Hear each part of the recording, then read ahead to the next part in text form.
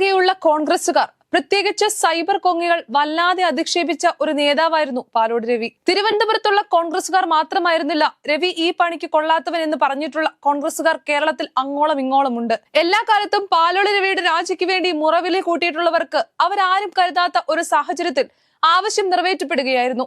അങ്ങനെ ഒടുവിൽ പാലോട് രവി രാജിവെച്ചിരിക്കുന്നു. നിലവിലെ സ്ഥിതിയിൽ പോയാൽ സംസ്ഥാനത്ത് വീണ്ടും LDF അധികാരത്തിലേറുമെന്ന പാലോട് രവിയുടെ ശബ്ദ സന്ദേശം പുറത്തു വന്നതിന് പിന്നാലെയാണ് നാടകീയ സംഭവങ്ങൾ അരങ്ങേറിയത്. അടുത്ത നിയമസഭാ തെരഞ്ഞെടുപ്പിൽ 60 മണ്ഡലങ്ങളിൽ BJP കടന്നുകയറ്റം നടത്തുമെന്നും അദ്ദേഹം പറഞ്ഞു. കോൺഗ്രസിനുള്ളിലെ തർക്കങ്ങളിലും പ്രവർത്തന രീതികളിലും ആശങ്കപ്പെട്ട് പാർട്ടി പ്രാദേശിക നേതാവുമായുള്ള പാലോട് രവിയുടെ ഫോൺ സംഭാഷണമായിരുന്നു പുറത്തായത്. വാർഡിലെ സകല വീടുകളുമായും ബന്ധമുണ്ടാകണം. തെരഞ്ഞെടുപ്പ് അടുക്കുമ്പോൾ ഒരു നോട്ടീസും അടിച്ച് വീട്ടിൽ ചെന്നാൽ ഒരുത്തനും വോട്ട് ചെയ്യില്ല. ഇപ്പോഴേ ഓരോ വീട്ടിലും ചെന്ന് പരാതികൾ കേട്ട് പരിഹാരവും ചങ്ങാത്തവും ഉണ്ടാക്കണമെന്നും പാലോട് രവി നിർദ്ദേശിക്കുന്നുണ്ട്. ഇതിന് പിന്നാലെയാണ് പാർട്ടിയിലെ തർക്കങ്ങൾ ചൂണ്ടിക്കാട്ടി പഞ്ചായത്ത് തെരഞ്ഞെടുപ്പിലും നിയമസഭാ തെരഞ്ഞെടുപ്പിലും കോൺഗ്രസ് 3ാം സ്ഥാനത്തേക്ക് പോകുമെന്ന് പറഞ്ഞത്. ഇതോടെ കോൺഗ്രസ് എടുക്കാച്ചരക്കാകുമെന്നും അദ്ദേഹം പറയുന്നുണ്ട്. ഈ ശബ്ദ സന്ദേശം പുറത്തേക്ക് വന്നത് കോൺഗ്രസിനെ ചെറുതായൊന്നുമല്ല പ്രതിസന്ധിയിലാക്കിയത്.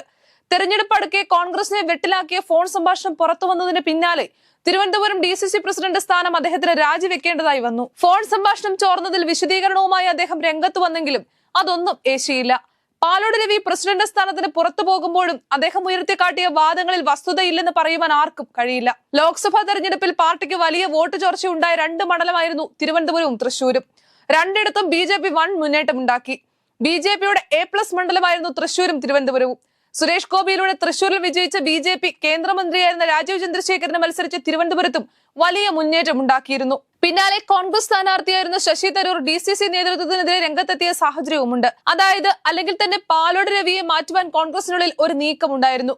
ആ നീക്കം ഈ അവസരത്തിൽ നടന്നുവെന്ന് മാത്രം. DCC പ്രസിഡന്റ് പാർട്ടിക്കെതിരെ പറഞ്ഞുവെന്നായിരുന്നു രാവിലെ മുതൽ ചാനലുകളുടെ എല്ലാം പ്രചരണം.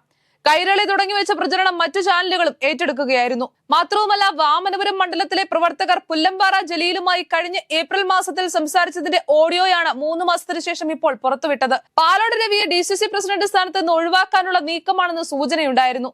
പെട്ടെന്നുണ്ടായ പരാതിയിൽ അതിവേഗം തീർപ്പ് കൽപ്പിച്ച് ആളാവുകയായിരുന്നു KPCC നേതൃത്വം. സാമൂഹ്യ മാധ്യമങ്ങളിലടക്കം തുടർച്ചയായ പരിഹാസങ്ങൾ ഉണ്ടാകുമ്പോഴും പാലോട് രവി ആള് നിസ്സാരക്കാരനല്ല. പുതിയ കാലത്തെ കോൺഗ്രസിലെ പുലികൾക്ക് അറിയില്ലെങ്കിലും ഒരു കാലത്ത് തിരുവനന്തപുരത്തെ പാർട്ടിയെ നയിച്ച നേതാവായിരുന്നു പാലോട് രവി. കാണുമ്പോൾ ആള് നിഷ്കളങ്കങ്ങളാണെങ്കിലും ഒരു കാലത്ത് ഗർജിക്കുന്ന സിംഹമായിരുന്നു. എല്ലാ സാമുദായിക നേതാക്കളുമായും ആഴത്തിലുള്ള ബന്ധം പാലോടിനുണ്ടായിരുന്നു.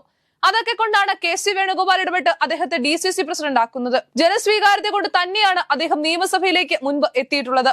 ഇന്നത്തെ തിരുവനന്തപുരത്ത് പല യുവ നേതാക്കളും നിയമസഭയിലെത്താൻ മുക്രയിടുമ്പോഴാണ് പാലോട് രവി ദീർഘകാലം സഭയിൽ ഉണ്ടായിരുന്നത്. ഏതായാലും ഇനിയും അപമാനഭാരം സഹിച്ച് പാലോട് രവി കോൺഗ്രസിൽ നിൽക്കുവാനുള്ള സാധ്യതകൾ നന്നേ കുറവാണ്. പാലോടിന് ഇപ്പോഴും സാമുദായിക സാംസ്കാരിക രംഗത്തുള്ളവരുമായി ബന്ധമുണ്ട്. ആ ബന്ധം ഇനി വരുന്ന തെരഞ്ഞെടുപ്പുകളിലും അദ്ദേഹത്തിന് വിജയസാധ്യത ബാക്കി വെക്കുന്നത് തന്നെയാണ്.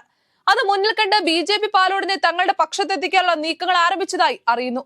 തിരുവനന്തപുരത്ത് ജനസ്വീകാര്യതയുള്ള മുഖങ്ങൾ BJPക്ക് പൊതുവെ കുറവാണ്. VV രാജേഷിന് മാത്രമാണ് പിന്നെയും ജനങ്ങൾ അംഗീകരിക്കുന്ന തിരുവനന്തപുരത്തെ ഏക നേതാവ്. അതുകൊണ്ട് തന്നെ പാലോട് രവിയെ തങ്ങൾക്ക് ലഭിച്ചാൽ അത് BJPക്ക് സുവർണ അവസരമാണ്. വരുന്ന തദ്ദേശ സ്വയംഭരണ തെരഞ്ഞെടുപ്പുകളിലും അതിനുശേഷം വരുന്ന നിയമസഭാ തെരഞ്ഞെടുപ്പിലും പാലോടിനെ ഇറക്കി തിരുവനന്തപുരത്ത് തരംഗം സൃഷ്ടിക്കുവാനാണ് BJP ശ്രമിക്കുന്നത്.